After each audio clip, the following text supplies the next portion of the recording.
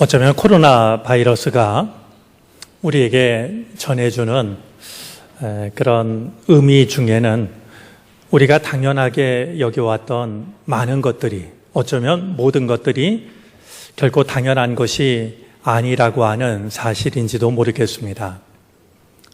늘 습관적으로 익숙하게 마음만 먹으면 할 수 있는 일들이었기 때문에 당연하다라고 생각을 했지만, 발걸음을 멈춰서 돌아보니까 결코 당연한 것이 아니었다라고 하는 것을 깨닫게 됩니다. 그 중에 하나가 찬양입니다.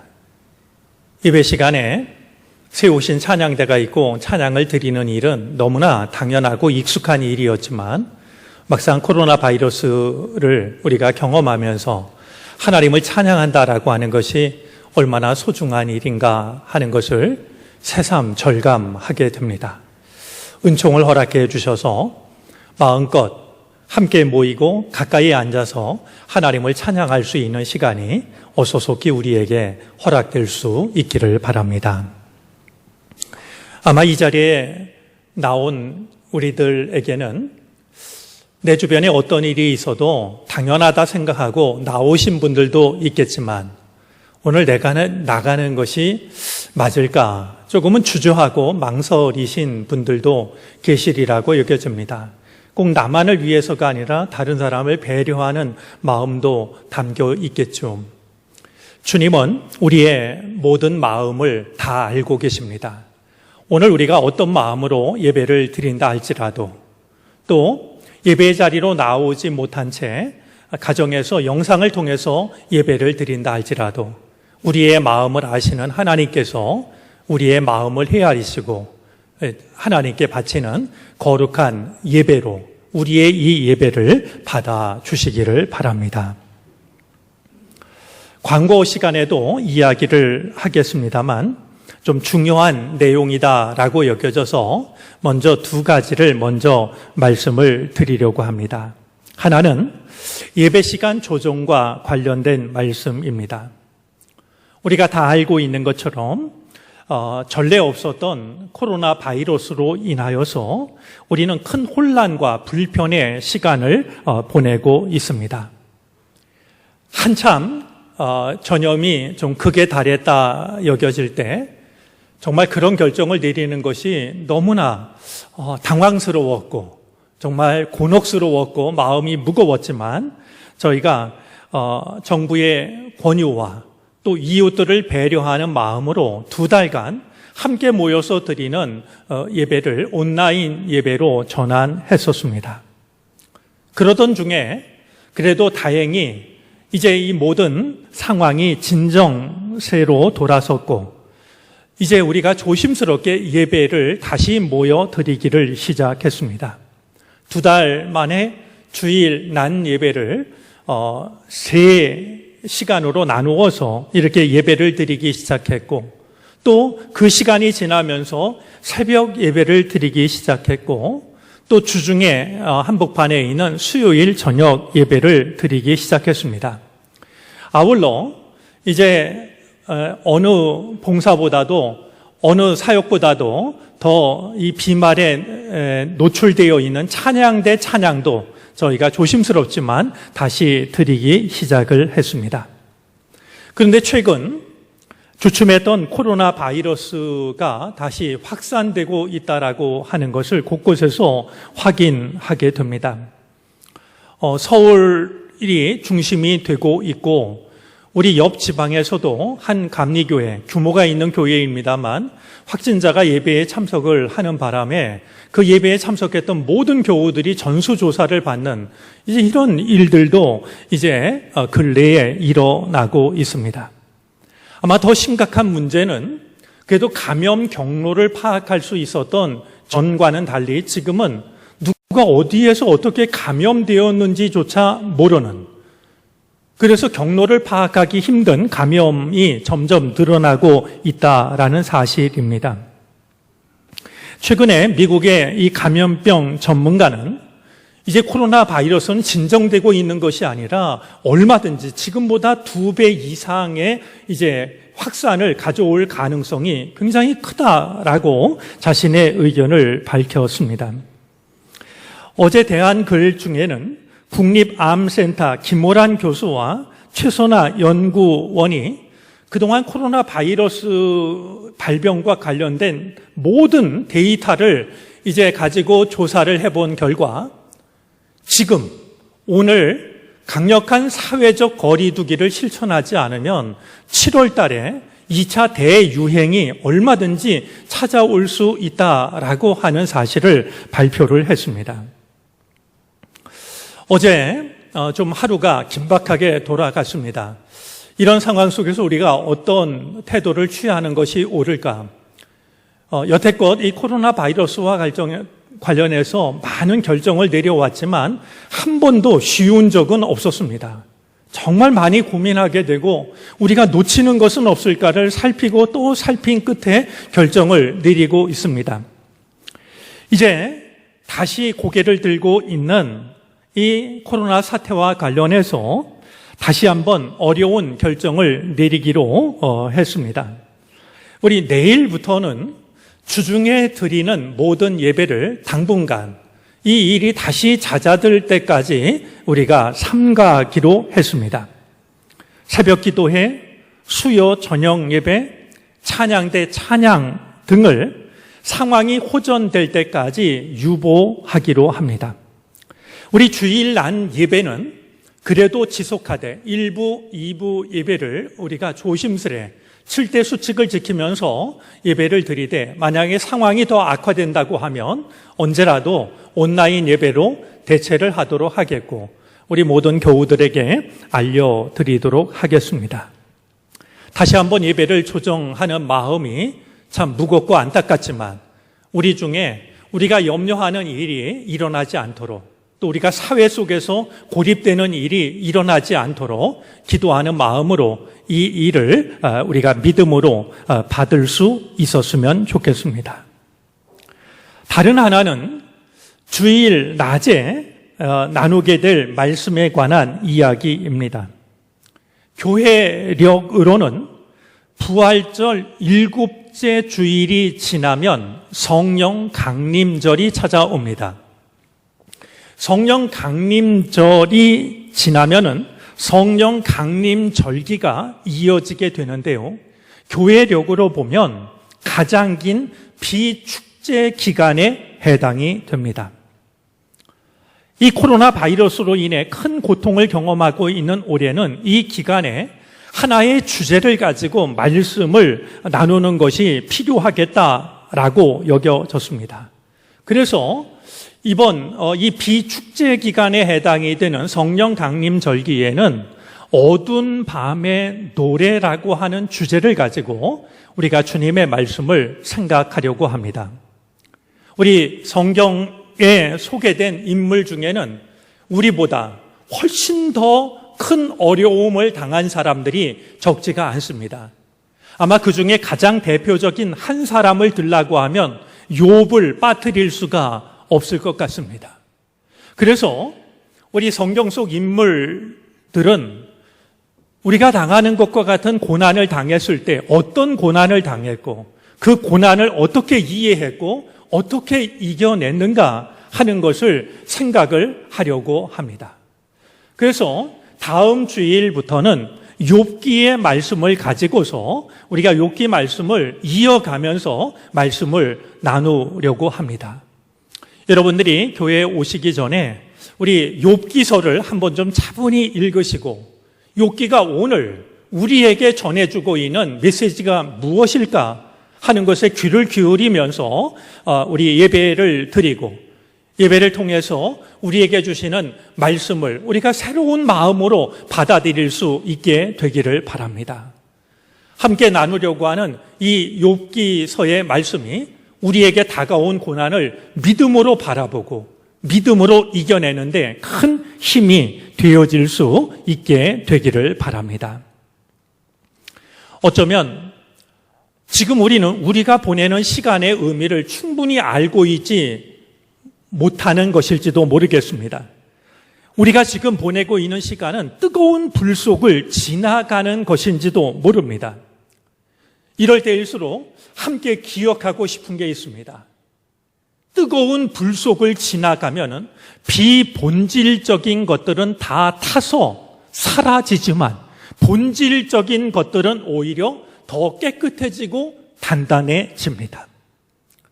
우리가 나누려고 하는 욥기 23장 10절에는 이런 말씀이 있습니다.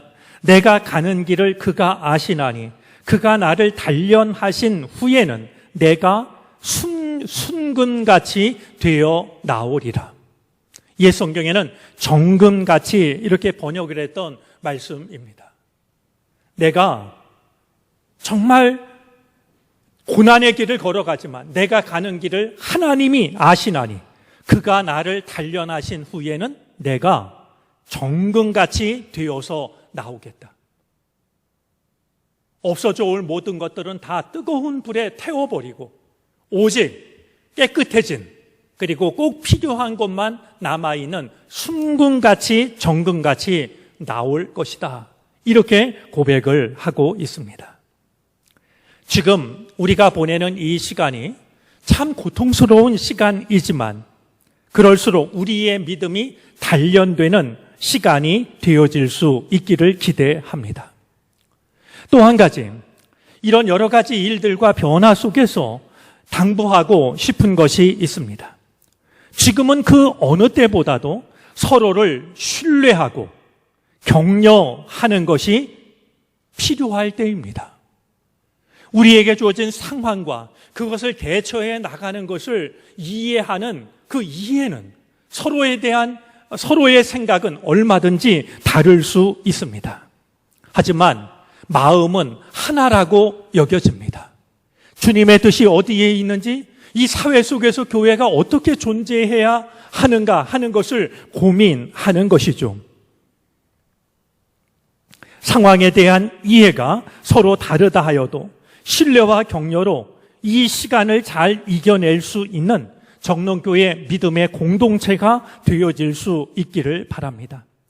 고난 앞에서 우리의 생각이 나누어지는 것은 결코 바람직하지 않다고 여겨지기 때문입니다. 주님께서 우리 모두에게 지혜와 사랑과 용기를 허락해 주시기를 바랍니다. 그래서 이 시간이 지난 뒤에 우리가 오히려 믿음 안에서 더욱더 하나가 되어 있을 수 있는, 우리의 믿음이 더욱 단단해져 있을 수 있는 우리 모두가 되어질 수 있기를 기대합니다. 오늘 나누려고 하는 말씀은 바울이 당했던 고난 중에서도 바울을 무엇보다 마음 아프게 했던 일을 다루고 있는 말씀입니다. 오늘 이 말씀을 가지고 외면당한 기도라는 제목으로 오늘 이 말씀이 우리에게 주는 의미를 함께 살펴보도록 하겠습니다. 많은 사람들이 사도 바울을 믿음의 거인, 믿음의 거장으로 생각합니다. 바울은 그런 말을 듣기에 조금도 부족할 것이 없는 사람입니다. 예수님을 만나기 전까지만 해도 예수님을 믿는 자들을 핍박했지만 부활하신 예수님을 만난 뒤에, 꼬꾸라진 뒤에 그의 삶은 완전히 달라지게 됩니다. 자신의 삶을 바쳐서 예수 그리스도를 증거하는 삶을 살기 시작하죠. 이제 복음에 대한 열정은 어느 누구와 비교해도 뒤처지지 않을 만한 열정을 가지고 있었습니다. 뿐만 아니라 그가 행한 기적들은 놀라운 기적들입니다. 에베소에서 복음을 전할 때 있었던 일을 보면 바울이 얼마나 능력이 많은 사람인가 하는 것을 확인하게 됩니다. 바울이 안수를 하면, 안수 기도를 하면 온갖 병자들이 고침을 받았습니다. 안수를 하면 방언이 터지기도 했고 예언을 하기도 했습니다. 심지어 바울이 쓰던 손수건이나 앞치마를 가져다가 병든 사람에게 얹어 놓으면 병도 나았고 더러운 귀신도 쫓겨갔습니다. 바울의 설교를 듣다 3층에서 졸다가 떨어져 죽은 한 청년이 있었습니다. 유두고였지요. 하지만 바울은 이제 말씀을 듣다가 죽은 청년 유두고도 다시 살려내는 능력을 행하고 있습니다. 이처럼 사도 바울은 믿음의 거인, 믿음의 거장이라고 불러도 조금도 어색할 것이 없는 믿음의 사람입니다. 오늘 본문 속에도 바울의 큰 자랑거리가 담겨져 있습니다. 바울은 환상과 계시 중에서 셋째 하늘로 올라간 적이 있음을 밝힙니다. 여러분, 하늘을 두고 셋째 하늘이라고 부르는 것이 오늘 우리들에게는 굉장히 낯선 말인데요. 이 셋째 하늘이라는 말 속에는 당시 유대인들이 가지고 있었던, 동시대인들이 가지고 있었던 우주관이 담겨져 있습니다. 그들은 하늘이 첫째 하늘, 둘째 하늘, 셋째 하늘로 이루어져 있다라고 생각을 했습니다. 첫째 하늘은 대기권입니다. 우리가 그냥 이 공기 이렇게 살아가면서 만나는 말이죠. 그것이 첫째 하늘이었고, 둘째 하늘은 별들이 떠 있는 그 하늘입니다. 그렇다면 셋째 하늘은 무엇일까요? 셋째 하늘은 하나님이 거하시는 곳으로 생각을 했습니다. 하나님께서 천군 천사들과 복받은 사람들과 함께 계시는 낙원을 셋째 하늘이라고 이렇게 이해를 했던 것입니다. 그래서 오늘 셋째 하늘을 이야기하면서 4절 말씀에 낙원이라는 말이 나오는데, 바로 낙원이라는 말이 당시 사람들이 이해했던 셋째 하늘이었습니다. 이 사도 바울이 환상과 계시 중에 셋째 하늘로 올라가는 경험을 합니다. 이 경험이 얼마나 놀랍고 신비했던지 4절 말씀에 보면 그 일은 인간의 입으로는 발설해서는 안 되는 말씀을 들은 시간이었다고 말이죠. 인간의 말로는 설명할 수도 없고 인간의 말로 옮겨서는 안 될 그런 하나님의 말씀을 듣기도 했다라고 자신의 신비한 경험을 이야기하고 있습니다. 바울이 3층 천, 셋째 하늘로 올라갔다라는 이야기를 하는 것은 자기를 자랑하기 위해서가 결코 아니었습니다. 오히려 정반대였습니다. 자랑하지 않기 위해서 이 말을 꺼낸 것입니다. 우리로서는 정말 이해하기 힘든 일이 한 가지 있습니다. 사도 바울의 적대자들이 있었다는 것입니다. 사도 바울처럼 복음을 위해 살고 복음을 위해 헌신하고 그 능력을 가진 사도 바울인데 어찌 사도 바울을 적대시하는 사람들이 있었을까? 잘 이해는 안 되지만 분명한 것은 사도 바울을 시기하고 적대하는 이들이 있었다는 것입니다. 아마도 그들은 자신들이 경험했던 신비한 체험을 이야기하면서 사도 바울은 그냥 똑똑한지 몰라도 이런 체험은 없잖아? 그러면서 바울을 혹평하며 비난했던 것 같습니다. 이에 대해서 바울은 자기를 자랑하기 위해서가 아니라 내가 전하는 복음의 정당성을 얻기 위해서 부득이한 심정으로 자신의 경험을 이야기하는 겁니다. 결코 자랑하고 싶은 마음이 아니었기 때문에 바울은 마치 자기가 경험한 것을 남 이야기하듯이 합니다.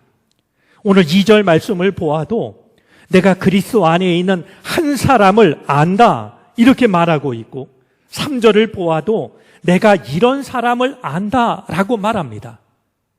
내가 이렇게 말하지 않고 분명히 바울 자기 자신을 이야기하면서도 제3자를 이야기하듯이 말이죠. 나랑 아무 상관이 없는 것처럼 어떤 사람, 한 사람 이렇게 표현을 하고 있는 것을 확인할 수가 있습니다. 그가 셋째 하늘로 올라간 이야기를 하는 데는 더 중요한 이유가 있습니다. 자기가 정말로 자랑하고 싶은 것이 따로 있었기 때문입니다. 여러분 한번 생각해 보십시오. 우리들 중에 누가 바울처럼 3층 천에 올라가는 경험을 하면은요, 그는 만나는 사람마다 기회가 될 때마다 이 이야기를 하지 않겠습니까? 그보다 더 큰 자랑거리가 어디 있겠습니까?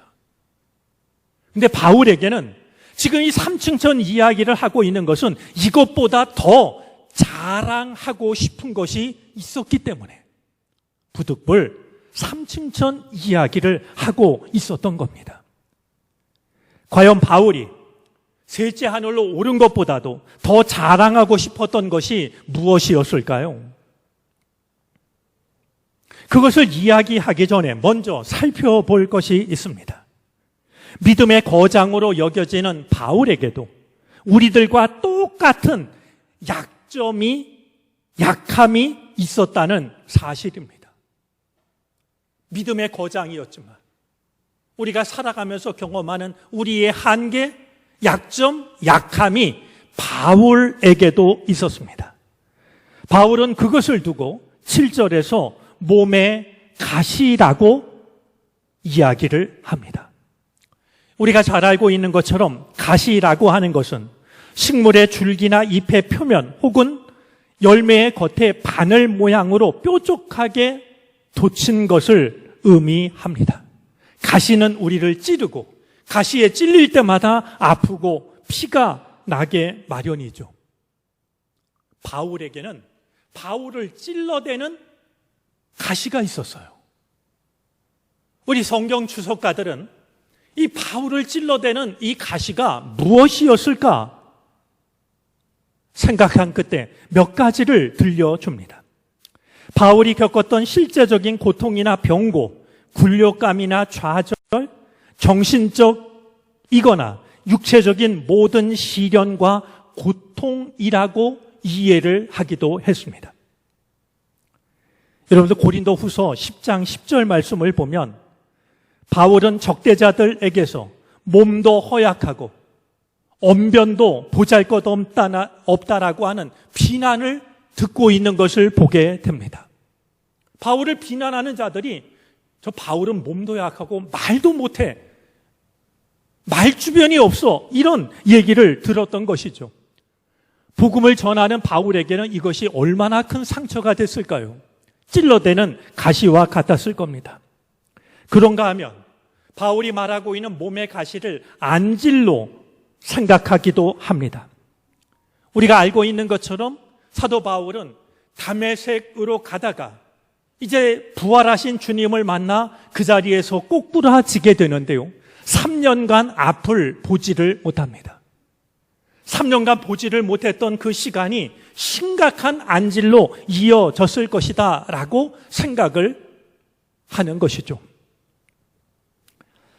이런 생각의 근거는 저도 잘 모르겠습니다만 바울의 몸의 가시를 간질이라고 생각을 하기도 합니다. 만약에 바울을 괴롭혔던 몸의 가시가 간질이라고 하면 그것이야말로 치명적이었을 거라는 생각이 듭니다. 저도 초등학교 시절에 저희 반 친구 중에 이 간질병을 가지고 있는 친구가 있어서요. 그것이 얼마나 무섭고 두려운지를 잘 압니다. 공부하다가 혹은 체육 시간에 갑자기 쓰러져서 눈이 말이죠 달라지고 입에 거품물 물고 그러면 얼마나 두려웠는지 몰라요. 바울이 은혜로운 말씀을 전하다가 갑자기 쓰러져 갖고 말이죠 거품을 물고 몸을 떨고 있으면 아마 바울의 말을 끝까지 기다려서 들을 사람은 많지 않았을 것 같습니다. 바울이 아무리 능력을 행한다 할지라도 간질로 쓰러지는 걸 보면 그냥 네 병이나 고치지 남의 병을 고치려 하냐고 말이죠. 바울의 능력을 부정하는 사람도 적지가 않았을 것 같습니다. 그것이 무엇이었든지 바울은 자신의 몸과 마음을 찔러대는 가시가 얼마나 고통스러웠던지 그 가시를 7절 말씀에 보니까 사탄의 사자라고 부르고 있습니다. 얼마나 힘이 드는지 사탄의 사자라고. 여기서 말하는 사자는 밀림의 왕 사자가 아니라 하수인이라는 뜻입니다. 이 몸의 가시가 사탄이 보낸 하수인처럼 그렇게 여겨질 만큼 고통스러웠습니다. 이어지는 말씀을 보니까 사도 바울도 이 문제를 심각하게 생각했던 것 같습니다. 바울은 이 일을 두고서 3번 기도를 드립니다. 몸의 가시를 없애달라고 3번 기도했다라고 하는 것을 밝히고 있습니다. 말씀을 읽을 때 좀 의아하지 않으신지요? 바울이 기도의 횟수를 세고 있다니. 여러분 기도하실 때 내가 이 기도를 몇 번 했나 발을 정자를 써가면서 기도하시는 분이 혹시 계실지 모르겠는데요. 사도 바울이 그랬다라고 생각하기에는 뭔가 어색하기 그지 없습니다. 저는 사도 바울이 몸의 가시를 없애달라고 3번 기도했다라는 의미를 이렇게 이해를 합니다.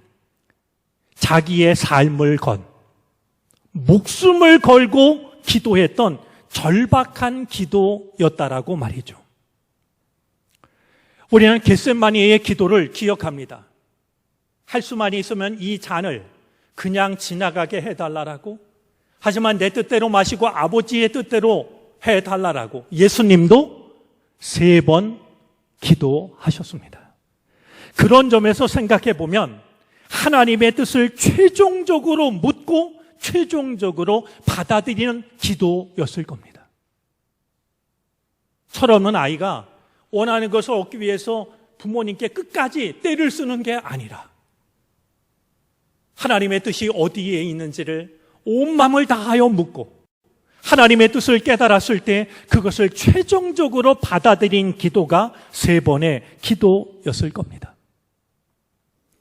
바울의 기도는 어떻게 됐을까요? 우리처럼 믿음이 없는 사람이 드리는 기도도 들으시는 하나님께서 바울과 같은 능력의 종이 드렸던, 그것도 간절한 마음으로 드렸던 기도를 어떻게 하셨을까요?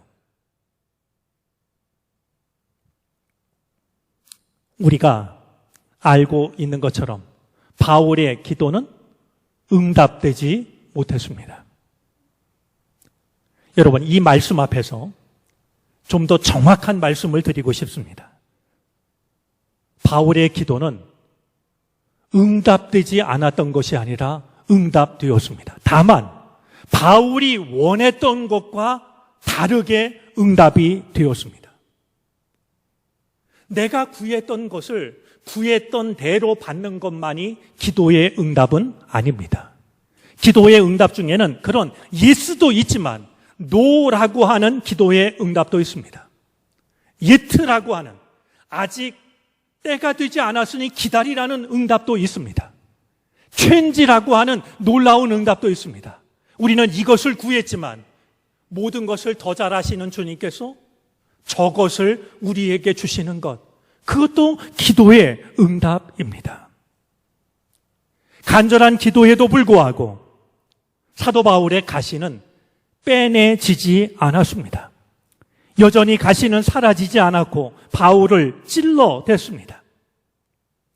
아마 여전히 찔러대는 가시도 아팠지만 어쩌면 바울의 마음을 더 아프게 했던 것은 응답받지 못한 기도였을지도 모릅니다. 하지만 바울은 이 일을 통해서 새롭게 깨닫는 것이 있었습니다. 몸에 가시를 주신, 그리고 간절한 기도에도 불구하고 그 기도를 들어주시는 대신에 가시를 남겨주신 의미를 사도 바울은 비로소 깨달을 수가 있었던 것이었습니다. 바울이 깨달은 것은 무엇이었을까요? 오늘 7절부터 10절까지의 말씀이 그것을 담아내고 있는데요. 내게 가시를 주신 것은 나를 쳐서 내가 자만하지 않도록 하시기 위한 하나님의 뜻이구나.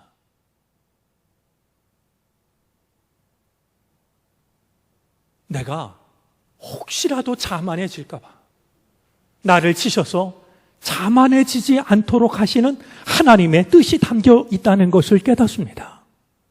아울러 하나님의 능력은 자신의 약한 데서 온전해지기에 내가 자랑할 것은 3층 천에 올라간 그 일이 아니라 나의 약함이라고 하는, 그래서 10절에 이르러 사도 바울은 내가 약할 그때가 오히려 진정으로 강할 때라고 하는 깨달음을 우리에게 전해주고 있습니다. 돌아보면 바울에게 그랬듯이 우리에게도 몸에 가시가 있고 마음에 가시가 있습니다. 때마다 우리를 찔러대는, 괴롭히는, 몸과 마음의 피를 흘려야 되는 가시가 있습니다. 너무나 괴로워서 그 가시는 사탄이 보낸 하수인처럼 여겨지기도 합니다. 하나님으로부터 버림당한 것 같은, 하나님께서 나를 외면하신 것 같은 아픔을 느낄 때도 있습니다. 바울에게 그랬듯이 우리에게도 응답받지 못한 외면당한 기도들이 있습니다. 간절히 눈물로 기도했음에도 불구하고 외면당한 기도가 있습니다. 하나님을 믿는 우리들에게는 우리 몸을 찔러대는 가시보다도 외면당한 기도가 우리의 마음을 더 아프게 할지도 모릅니다. 지금 우리는 지금까지 경험하지 못했던 시간을 보내고 있습니다. 코로나 바이러스의 확산은 우리 삶의 많은 것들을 중지시켰고 달라지게 만들었습니다. 홀로 고독하게 지내야 하는 분들이 적지가 않습니다. 바깥 출입을 삼가라고 하고 서로 얼굴을 대면하는 것을 삼가라 하다 보니까 집안에 홀로 지내야 되는 고독한 시간을 보내야 하는 이들이 적지가 않습니다. 경제적인 어려움을 겪는 분들도 참 많습니다. 겪는 어려움이 심각한데도 이게 도대체 언제 끝날지, 언제 변화가 가능할지 예측할 수 없다라는 것이 우리를 더 힘들게 만들고 있습니다. 몸과 마음이 아픈 이들도 있습니다. 마음껏 병원에 가기도 두렵고 또 그가 아프다는 말을 들어도 면회가 안 되고 결국 혼자 이 병과 싸워야 되는 그런 큰 어려움이 우리에게 주어지고 있습니다. 우리에게는 마음껏 예배하지 못하는 아쉬움도 참으로 큽니다. 하지만 이럴 때일수록 우리에게 필요한 믿음이 있습니다. 우리는 그 믿음을 오늘 바울을 통해 배울 수가 있습니다. 우리에게 가시를 주신, 그리고 가시를 걷어가지 않는 하나님의 뜻을 깨닫는 것입니다. 내게 남아있는 가시를 통해서 내 뜻대로 이루어지지 않는 기도를 통해서 나를 향하신 하나님의 뜻이 무엇인지를 깨닫는 시간이 우리에게 필요합니다. 우리의 간절한 기도가 외면당하는 것 같은 순간에도 우리의 기도는 응답되고 있습니다. 우리의 간절한 기도에 대한 진정한 응답은 기도하기 전까지는 알지 못했던 하나님의 뜻을 깨닫고 믿음으로 그것을 받아들이는 것입니다. 외면당한 기도 속에 담긴 하나님의 뜻을 깨닫는다면 지금 보내고 있는 이 낯설고 고통스러운 시간 속에도 우리를 향하신 하나님의 놀라우신 뜻이 담겨져 있다라고 하는 사실을 우리는 깨달을 수가 있게 될 것입니다. 이 환난의 시간을 믿음을 가지고 지나감으로 인하여서 이 시간 끝에 우리들의 믿음이 정금같이 나올 수 있는 그런 우리 모두가 되어질 수 있기를 주님의 이름으로 축복합니다. 기도하겠습니다.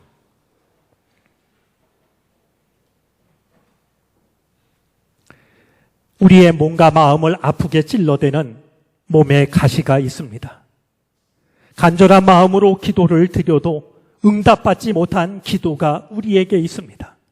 하지만 주님, 그 일을 통하여 나를 향하신 아버지 하나님의 뜻을 새롭게 깨닫는 우리가 되게 해 주시옵소서.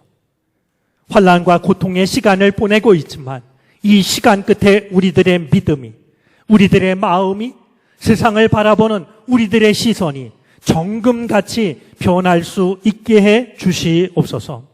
거룩하신 주 예수 그리스도의 이름으로 기도를 드립니다. 아멘.